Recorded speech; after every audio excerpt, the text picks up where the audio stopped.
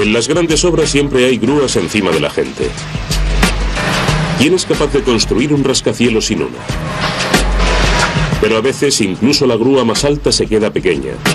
Por ejemplo, cuando hay que maniobrar en torno a un edificio sin espacio alrededor o sobre terrenos muy escarpados. Cuando una obra no puede terminarse desde el suelo, es el momento de solicitar la ayuda aérea. En las situaciones complicadas, los helicópteros son el único instrumento útil. La construcción desde el aire requiere un buen equipo y nervios de acero. Se necesita especial cuidado y mucho talento para dejar un peso en lo alto de un rascacielos. Durante más de 50 años, la empresa Helicópteros de Canadá, situada al sur de la Columbia Británica, ha entrenado a los mejores. La empresa, pionera en técnicas modernas de construcción en montaña y desde el aire, tiene una de las mayores flotas de helicópteros de Canadá y más de 150 de sus aparatos operan en Estados Unidos.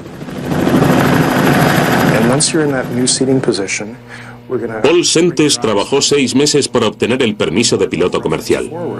Ahora quiere convertirse en uno de élite. Un piloto de construcción aérea. Es como tener que aprender a volar de nuevo. Para transportar peso, los pilotos de helicóptero deben volar tomando como referencia la vertical. En otras palabras, que deben mantener la vista fija en el peso que llevan debajo y no en el horizonte que tienen por delante. Y mientras tanto, el helicóptero debe estar totalmente estable. Paul Sentes comienza las clases con una instrucción básica para el vuelo. Hoy volará guiándose por el instinto. Para empezar, tienes que sentarte lo más cómodamente posible. La postura no es una postura habitual. Tendrás que adaptar el cuerpo a las exigencias del vuelo. Y esa posición es la que te permite echarte hacia afuera y mirar. El instructor Mel Schiller lleva 15 años enseñando construcción aérea.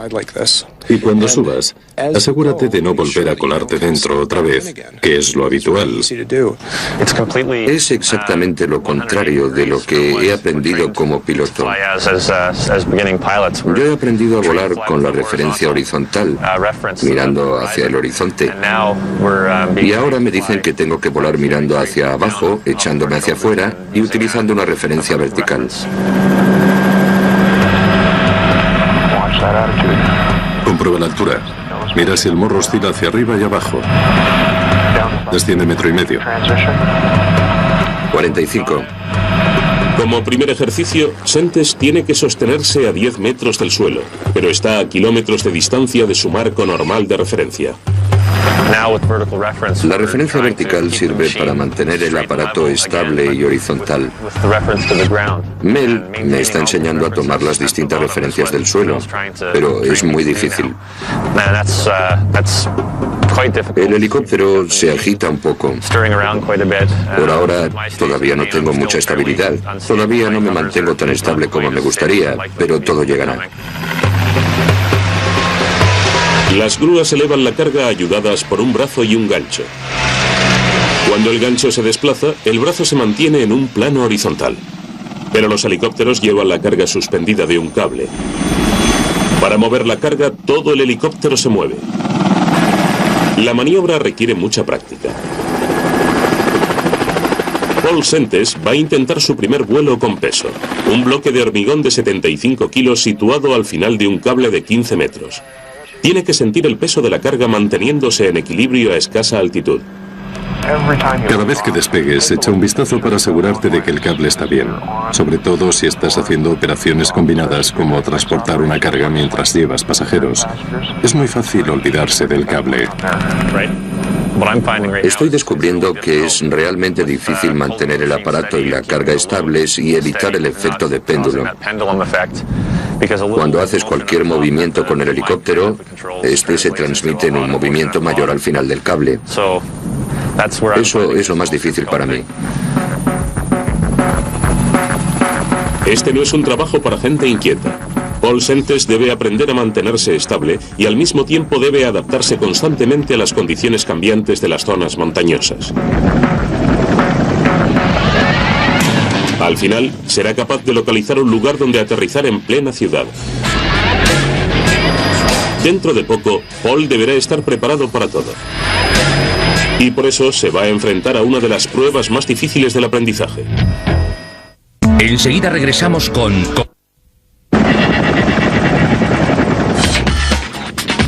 Sobrevolar cumbres montañosas es la última fase de la formación de un piloto. Arrastrar una carga sobre las cimas recortadas y prominentes pondría a prueba la resolución de cualquiera, hasta que se convierte en una rutina.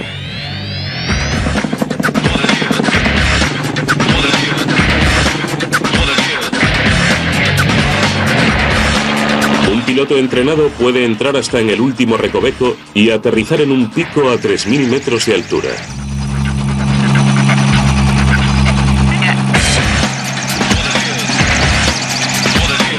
Pero hoy le toca el turno a Paul Sentes.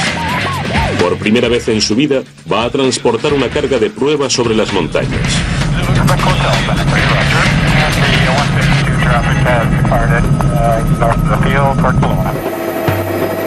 A escasa distancia de la escuela, lo esperan las montañas Okanogan de Columbia. Cuando se sobrevuela un terreno complicado, los pilotos han aprendido a no confiar en sus ojos. El paisaje irregular puede crear ilusiones ópticas y alterar nuestra percepción de la profundidad y la distancia. Por otro lado, Paul tendrá que tener en cuenta el viento, que no se ve. Cuando el viento se topa con las montañas, se comporta como el agua al tropezar con las rocas. Se forman turbulencias y la corriente sube y baja. La diferencia entre remontar el vuelo o precipitarse. Primera lección del día. Antes de recoger la carga, hay que hacer un reconocimiento para conocer las condiciones del viento y del terreno. El instructor Jean Ristat le da las órdenes. En el primer reconocimiento vamos a descender hasta la altura de los ojos.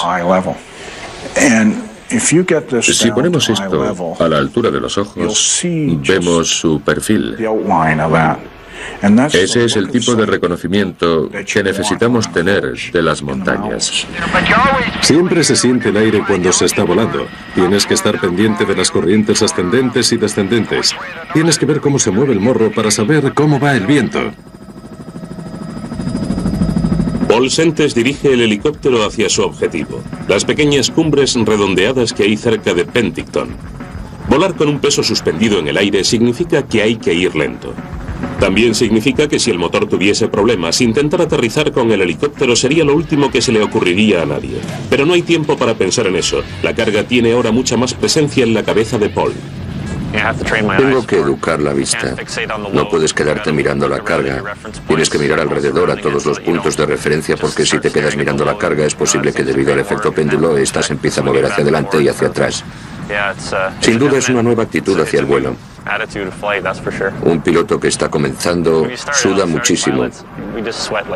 Tienes mucho estrés.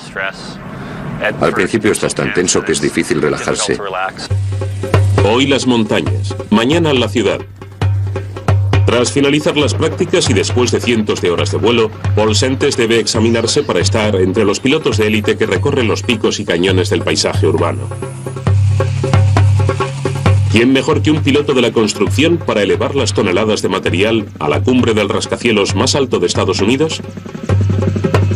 La altura de la Torre Sears de Chicago no deja lugar para errores. Igual que en las montañas, los vientos cambiantes sacuden el helicóptero que vuela con poco combustible para reducir su peso. Para trabajos así se requiere la ayuda de las grúas aéreas Erickson. Una unidad de construcción que puede elevar hasta 10 toneladas de peso, más de lo que pesa el Tyrannosaurus Rex. El aspecto de la grúa es el de una libélula de metal gigantesca, pero esta pesa tanto como un bus escolar y mide 27 metros de largo por casi 8 de alto. Esta grúa ha sido traída aquí con una misión: transportar acero desde una barca situada en el río Chicago hasta el centro de la ciudad en un vuelo de 3 minutos. No parece complicado, al menos hasta saber que su destino es la azotea de una torre de 41 plantas, la Torre Mother, el rascacielos más esbelto de la ciudad y un gran reto para un piloto. El acero se convertirá en un elemento decorativo de este monumento de 1928. Sabiendo cómo sopla el viento, tendremos que ir en esa dirección. 6 de la mañana. Max Evans, piloto veterano, examina el lugar con su equipo de tierra. Tendremos que ir por aquí. ¿Por allí es peor? Sí, me mantendré un rato y luego empezaré a subir por aquí. El hecho de que Max Evans tenga una grúa aérea no significa que vuele con ella al centro de la ciudad siempre que quiere. Las calles deben ser cortadas y despejadas. Este es el tipo de acontecimiento que aparece en las noticias de las 11, y esperemos que no lo haga en las necrológicas. Antes de que dé comienzo la operación, a las 7, Max Evans se reúne para hablar sobre la seguridad con los trabajadores del acero. Bueno, me llamo Max Evans. Puede que alguno de vosotros ya haya trabajado con nosotros antes. Dave Smith será el otro piloto. Normalmente van 2 pilotos en el aparato. Dave estará en la parte delantera. Yo estaré en la trasera y controlaré la recogida de la carga. Rick estará en la azotea con vosotros para dirigir la descarga y Bob estará abajo en la calle. El diámetro de la hélice es de 22 metros y el viento de 30 kilómetros por hora. Así que mejor que os sujetéis bien los cascos, poneos gafas, abrochaos todo y abrigaos bien. Va a hacer mucho viento.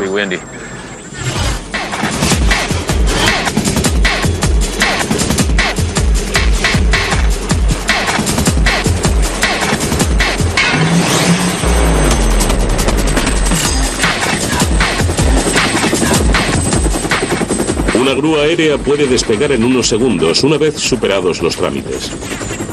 Una vez despejado todo, la maniobra dura menos de 1 hora, pero la preparación dura semanas o meses. Es un proceso largo. Una grúa mal preparada puede causarle muchos problemas a los operarios de tierra.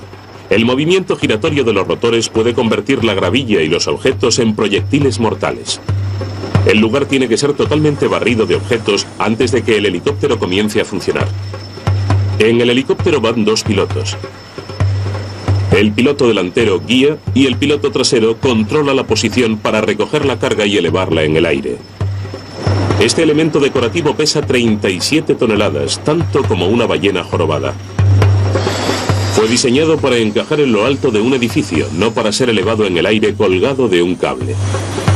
Max confía en los años de experiencia para controlar la carga. Estoy cerca. Vale, está despejado. Vale. Siempre ocurre lo mismo. Sí, esto no para de dar vueltas. ¿Lo tienes? Sí. Hay que tener coraje para volar a pocos centímetros de la pared de un rascacielos. Un movimiento en falso y se acabó el espectáculo. Lleva mucho tiempo adquirir la experiencia y sentirse seguro. Sabes que estás trabajando con gente y que llevas un enorme peso que los puede aplastar en segundos si se colocan donde no deben en el peor momento. Así que tienes que sentirte seguro con el aparato, confiar en tu capacidad y tener todo eso presente. Aquí control 4, estás a 15 centímetros. 10 centímetros. 7,5. 5 centímetros. 2,5. Suéltalo. Bravo. Max Evans hace que esta difícil y peligrosa maniobra parezca sencilla.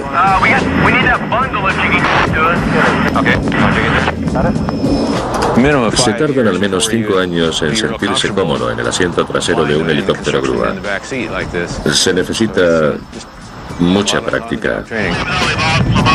Ve bajando. Suficiente por hoy. Para hacer un trabajo sin ningún margen de error, los pilotos de helicópteros de construcción deben refinar constantemente su técnica para asegurarse de que todo va a ir bien. Entre tanto, otros entrenan para el día en que todo vaya mal.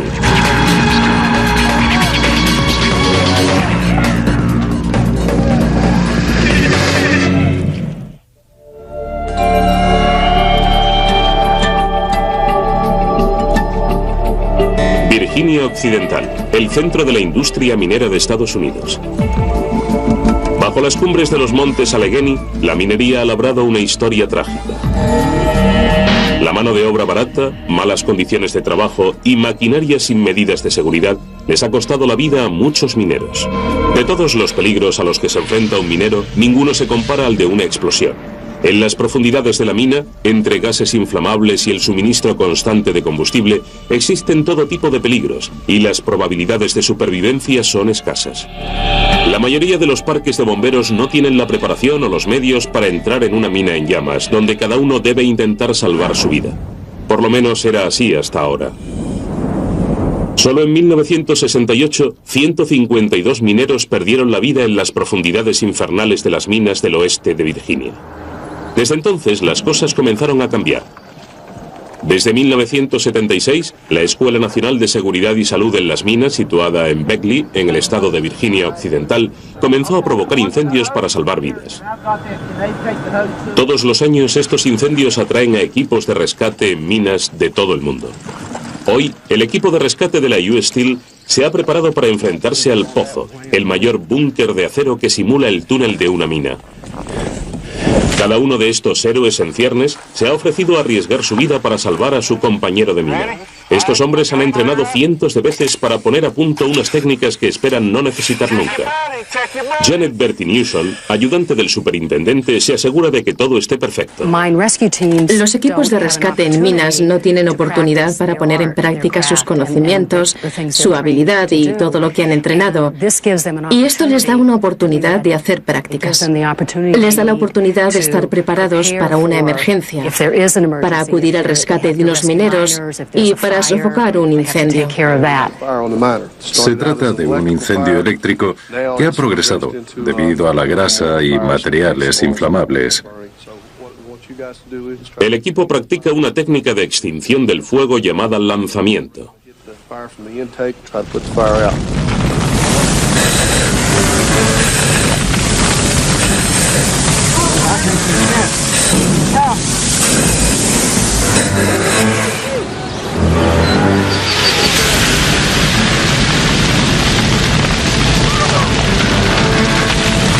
La lanza, una larga tubería, dispara un muro de agua cuyo volumen alcanzaría a llenar una bañera por minuto.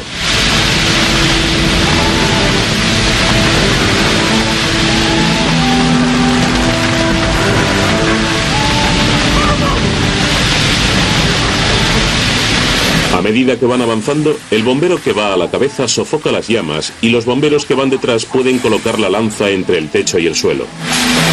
El calor de las llamas es capaz de fundir el oro. Una vez colocada la lanza, el equipo de rescate puede retirarse y atacar el fuego desde otro ángulo.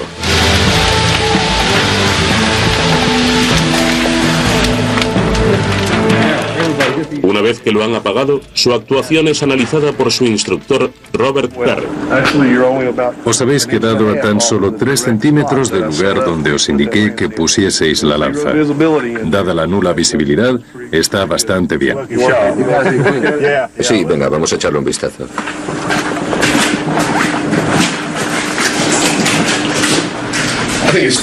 Creo que es muy importante formar a un grupo de gente porque si se produce un incendio, no puedes llamar a los bomberos para que vengan a apagarlo. Si has formado un equipo en la mina, puedes atacar el incendio antes de que éste quede fuera de control. Si pierdes una mina, estás perdiendo una operación de miles de millones de dólares y los ingresos de 600 personas y su sustento. Así que este tipo de formación es muy importante. Bienvenidos al Pozo. Pese a su apariencia de nave desde el exterior, este simulador reproduce las entradas y pasadizos habituales en una mina e incluso huele como ellas. En realidad, estamos controlando la ventilación. Además, también podemos generar humo y crear una niebla artificial tan densa como lo creamos necesario. En las entrañas del pozo, el instructor jefe Jerry Bailey le propone una complicada batalla a su equipo. Los bomberos tienen que moverse en medio de los diferentes peligros e imaginar el escenario más seguro y eficaz para realizar el rescate. Vamos a reproducir el escenario de un accidente o desastre, de forma que cuando el equipo avance, haremos algunos cambios que compliquen más las cosas o que les permitan planear mejor el rescate.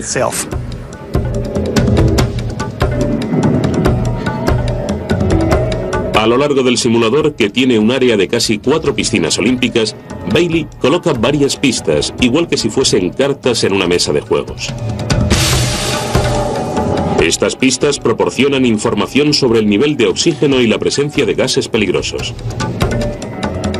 Advierten sobre los obstáculos físicos y ofrecen información vital que el equipo debe descubrir en medio de la oscuridad. En los últimos 30 años, más de 400.000 personas se han formado en la escuela de minas.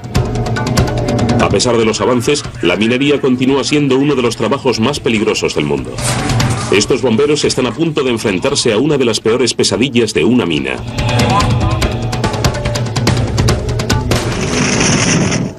Enseguida...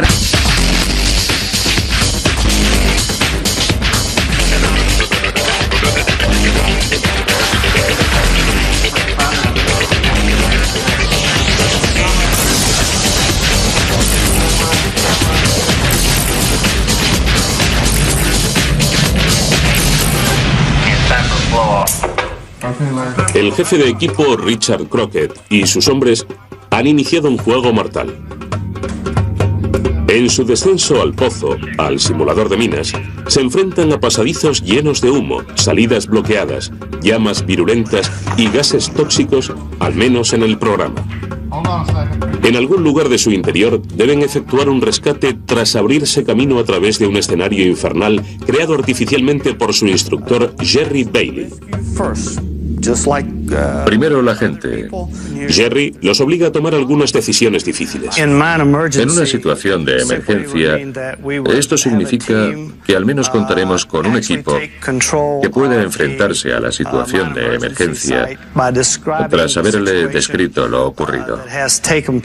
Dentro de lo posible, nuestro objetivo es que el equipo pueda hacer la maniobra completa. Es decir, la operación de rescate. Se fue la luz. El rescate comienza en la sala de la reunión informativa. Bailey describe por encima la situación. El capataz vino acompañado de 2 mecánicos y los 3 bajaron a la mina por la mañana. Pero justo después de entrar... Bailey plantea un hecho real. Un incendio ha atrapado a varios mineros en algún punto cerca del fondo del pozo de producción. Salía humo de la subestación y pensé, debe de pasar algo en la subestación. La luz se fue y salían nubes de humo del pozo. Había una entrada por aquí que hacía un recodo. Es el tipo de situación en la que suele haber muertos. Richard Crockett quiere apoyo desde la superficie. Como siempre puede ocurrir algo mientras estamos abajo, necesitamos un equipo de refuerzo. Porque una vez que entras en la mina, la seguridad es lo primero. Tenéis la estación de bomberos local. No, pero nos gustaría tener a un equipo en la mina. Así, si nos encontramos con mineros heridos en el interior, una vez que los subamos, este equipo de rescate podría llevarlos a un hospital. En el interior de la mina, los hombres deben trabajar como si fuesen uno, como uno únicamente. Su entrenamiento forja esa unión, ya que aprenden a depender tanto de sus compañeros como de su equipo. Lo importante es que los hombres tengan la oportunidad de probar los equipos que llevarán puestos para sentirse seguros de que esos aparatos los protegerán en las distintas atmósferas. Hay que probar los distintos equipamientos y trabajar juntos para desarrollar una disciplina personal y de equipo.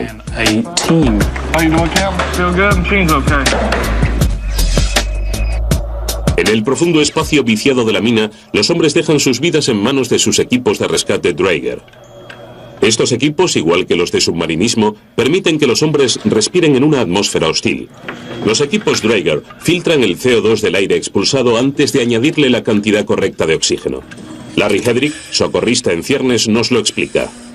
Se trata de un sistema cerrado en el que se regenera el oxígeno. La persona obtiene oxígeno de esta botella durante 4 horas. La botella contiene entre 2,2 y 2,4 kilos por centímetro cuadrado.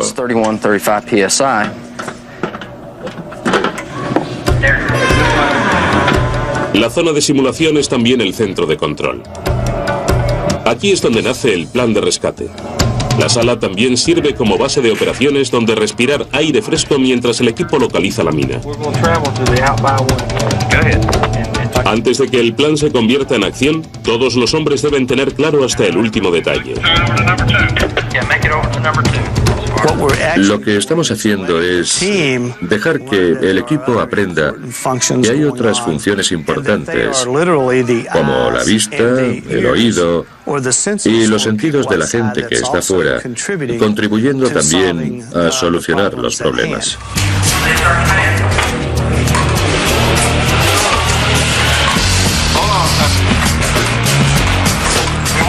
El equipo avanza metódicamente en medio de los peligros. Después de 2 horas, oyen a uno de los mineros atrapados. ¿Me escuchas? Hola, hola. Pero la concentración de un gas explosivo amenaza el rescate. Deben abandonarlo hasta ventilar la zona. Es una decisión arriesgada. Las galerías de ventilación que traen aire fresco también podrían encender las llamas mortales. Ahora pueden estar pensando que necesitan hacer algo con la ventilación porque hay gas metano. No hay reglas específicas, pero si un gas explosivo se concentra en tal cantidad, hay que tomar medidas para continuar el rescate.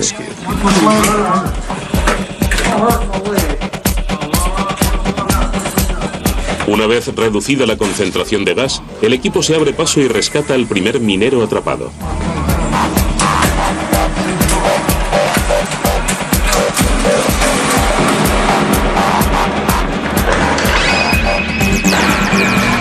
No se pueden simular situaciones de emergencia en una mina de verdad.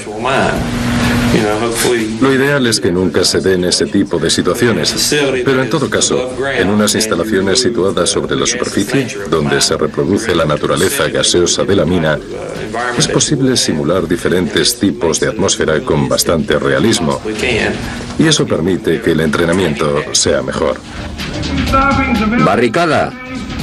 Volveremos en unos minutos. Continuando con la práctica, el equipo busca a los 2 últimos mineros.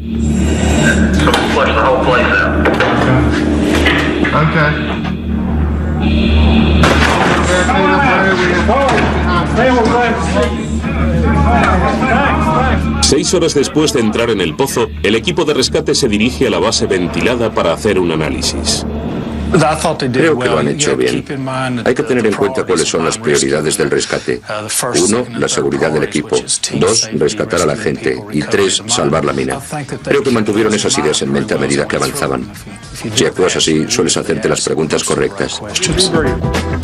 Casi todos los hombres de la US Steel llevan 20 años trabajando juntos. Conocen la fuerza y las limitaciones de cada uno.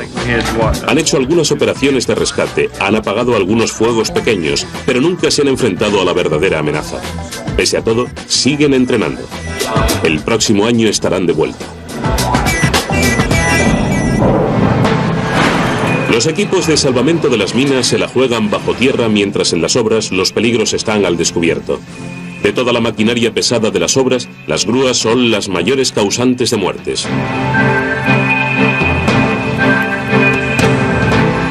En Ontario, Canadá, hubo un tiempo en que las grúas causaban una muerte cada 5 semanas. Los operadores inexpertos de las grúas acaban matándose o matando a sus compañeros para hacer su trabajo. Cuando la formación de los gruistas se hizo obligatoria en 1979, la tasa de muerte se redujo en más de la mitad. Según Larry Sarron, formador de gruistas, la inversión en seguridad valió la pena. Si te parece que la formación es cara, prueba con la ignorancia. En esta industria, debido al coste de la maquinaria y de su mantenimiento, creemos que la formación adecuada es el elemento prioritario. El Instituto de Formación de Operadores de Maquinaria de Ontario cuenta con un equipamiento excelente para garantizar la seguridad. El instituto enseña a los operarios a manejar las grúas y otras máquinas de construcción. Su filosofía es de gran interés para Ray Monroe, uno de los instructores. Su padre murió cuando una niveladora le cayó encima. Mi padre era, bueno, tanto yo como muchos de sus compañeros lo considerábamos uno de los mejores en su oficio. Era muy bueno, así que al momento me di cuenta de que si yo trabajaba en esto, igual que muchos otros chicos, tanto le podía ocurrir a él como a cualquiera. Nadie necesita morir para ganarse la vida. Ray Monroe ha iniciado una batalla personal para eliminar las bajas en la construcción.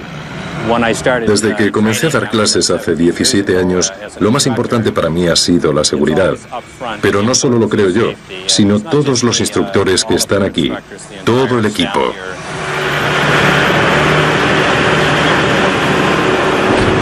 Manejar maquinaria pesada de construcción es como pilotar un avión. Conviene que el piloto sepa lo que está haciendo antes de encender los motores. Los operadores de maquinaria hacen prácticas en estas instalaciones de 52 hectáreas situadas cerca de Morrisburg, en Ontario. Los estudiantes aprenden primero la teoría sin la presión de tener que aprender en el lugar de trabajo. Aprenden cómo funcionan las máquinas y cómo manejarlas. ¿Podéis enseñarme una alma de fibras? El resto es muy fácil. Termina este lado. Luego aparca la máquina ahí arriba y ven a medir esto y a ver cómo ha quedado. Los veteranos hacen que parezca fácil, pero los estudiantes enseguida se dan cuenta de que no lo es. El primer día, una vez que se familiarizan con los mandos y saben para qué sirve cada uno, hacemos que se muevan hacia adelante y hacia atrás. Luego los llevamos a una pista de obstáculos y a partir de ahí van progresando.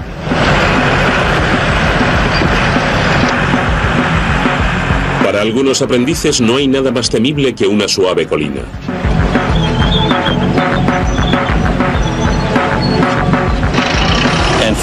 De hecho, algunos se niegan a subirla porque están aterrados.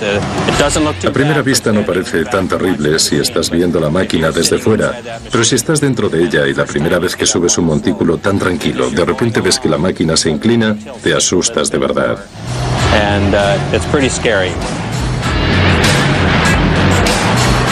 Hoy en día estas máquinas son muy rápidas. Están diseñadas para tener un alto rendimiento. En esta máquina en concreto todos los mandos se controlan mediante 2 palancas. Cada palanca tiene 6 funciones. Con la mano izquierda se controlan la marcha atrás, los giros a derecha e izquierda y varias velocidades. Con la derecha se controlan 6 movimientos de la pala. Arriba, abajo y varios movimientos con el brazo para inclinar u orientar la pala. La complicación de los mandos le deja demasiado margen de actuación al operador, que puede meterse en problemas fácilmente. La precisión se consigue con la práctica. Termina esta pequeña fila.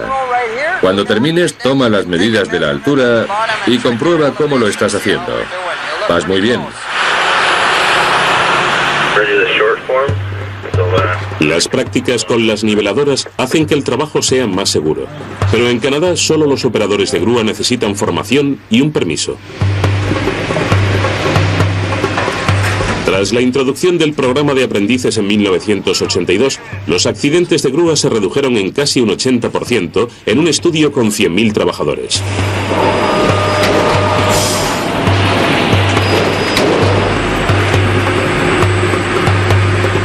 La grúa de Torre Painter, que impone respeto, puede levantar el peso de 4 coches juntos hasta una altura de 7 plantas. Es una herramienta ideal para trabajar en el centro de la ciudad, pues su brazo se mueve con facilidad alrededor de los edificios. Bien. Pero lo mejor de todo es que esta máquina tiene una cabina de aprendizaje con espacio para 2 personas colocadas al frente. Si al aprendiz se le va un poco la mano con la potencia del gigantesco aparato, el instructor puede apagar la máquina y asumir el control antes de que las cosas se le escapen de las manos. La grúa de torre tiene cerebro además de músculos. El indicador informatizado de movimiento muestra la capacidad de carga y otros factores como la velocidad del viento. El operador ve hasta dónde puede llevar una carga sin destrozar la costosa máquina o matarse.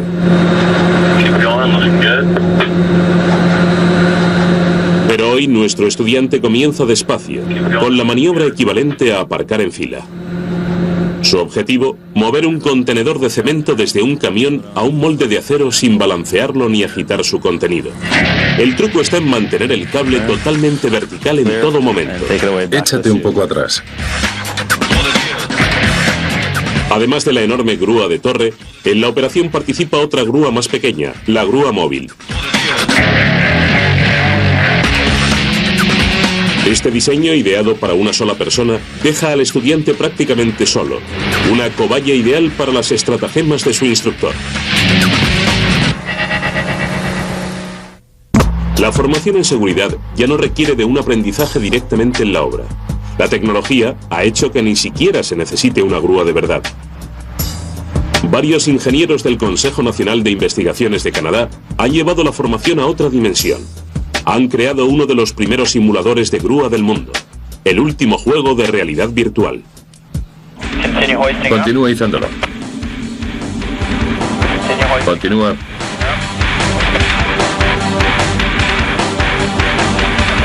Para.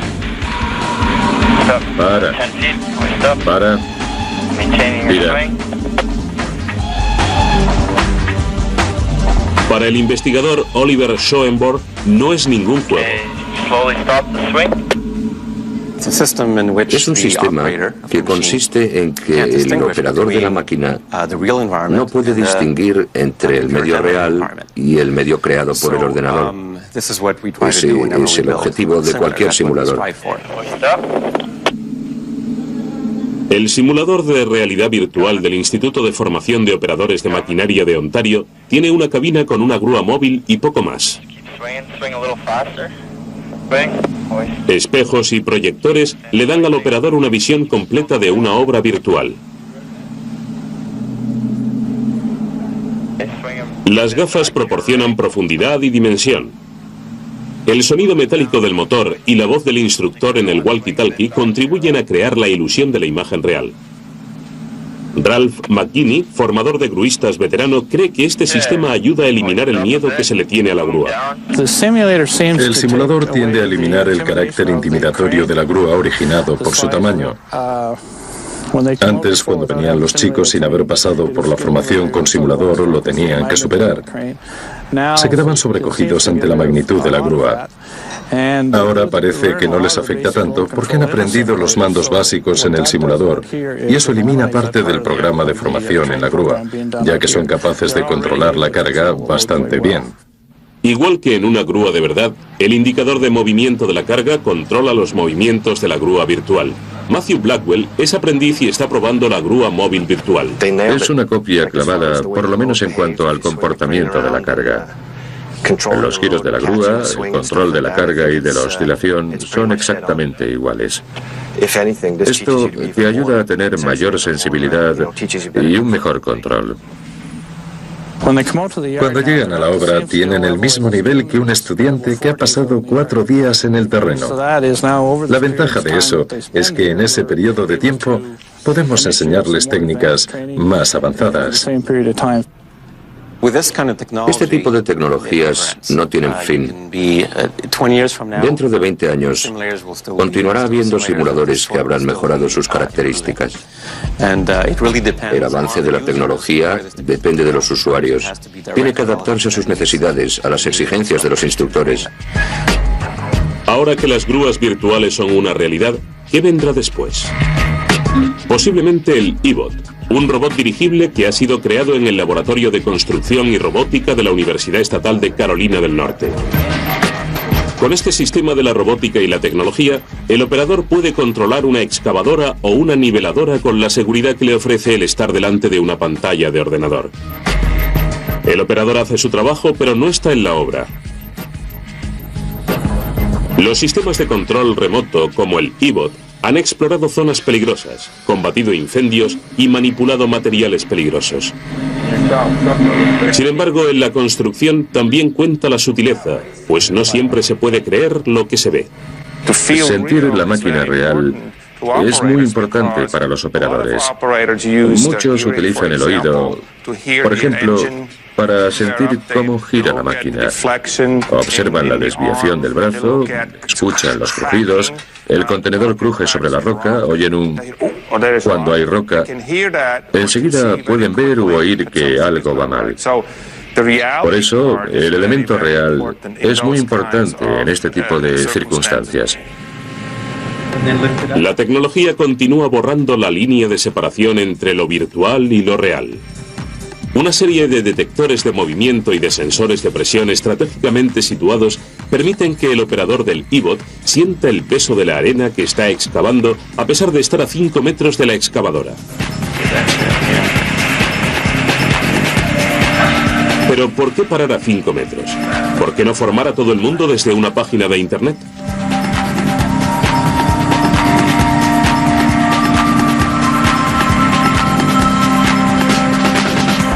Leonard Berthold espera que algún día se pueda dar un curso de manejo de maquinaria pesada mediante una especie de juego en red. Yo me imagino que en el futuro se podrá hacer lo mismo con excavadoras y maquinaria pesada, pero en Internet. La gente conectará un cable, uno de los rápidos como el USB, y podrá manejar la maquinaria a través de Internet. Y si es posible con estas máquinas, lo será con todo tipo de marcas de maquinaria. Komatsu, Caterpillar, Lippard, John Deere. Cada máquina tendrá un manejo ligeramente distinto. Todos los modelos de tractor oruga se comportan de forma distinta. Los hay grandes, pequeños, unos tienen más fuerza para hacer más cosas que otros, y todos ellos estarían en Internet para que la gente aprendiese a manejarlos. Puede que la formación a distancia nos permita probar la maquinaria pesada, pero todo estudiante necesita a un instructor para que le diga qué tal lo está haciendo. El I-Bot ha previsto esta circunstancia y cuenta con un monitor virtual. Durante las prácticas, el estudiante tiene que retar al maestro. Un tutor electrónico compara su destreza con la de un operador experimentado. Lo que necesitamos saber es qué es un buen operador. ¿Qué hace un buen operador? Y evidentemente necesitamos descomponer minuciosamente todas las partes de las maniobras, porque cada operador tiene una forma distinta de trabajar, aunque siempre habrá unos conceptos básicos que podremos analizar y que nos servirán como referencia para decirle al operador: muy bien, has hecho esto muy bien, pero necesitas mejorar esto. Y aún más, te voy a enseñar cómo se hace. Y la máquina tomará el control de los mandos y le enseñará cómo hacerlo. Estos son los resultados de la prueba. Gracias por completar la primera etapa, las funciones básicas de la excavadora. Bien hecho. Mantente así.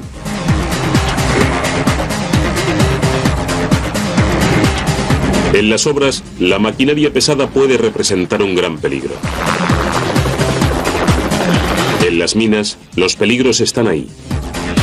Ninguna preparación puede eliminar el riesgo, pero la formación puede reducir la probabilidad de un accidente. Los simuladores, los ejercicios de realidad virtual y los simulacros de casos de emergencia hacen que los riesgos afloren, consiguiendo evitar sorpresas y permitiendo que el trabajo pueda ser terminado.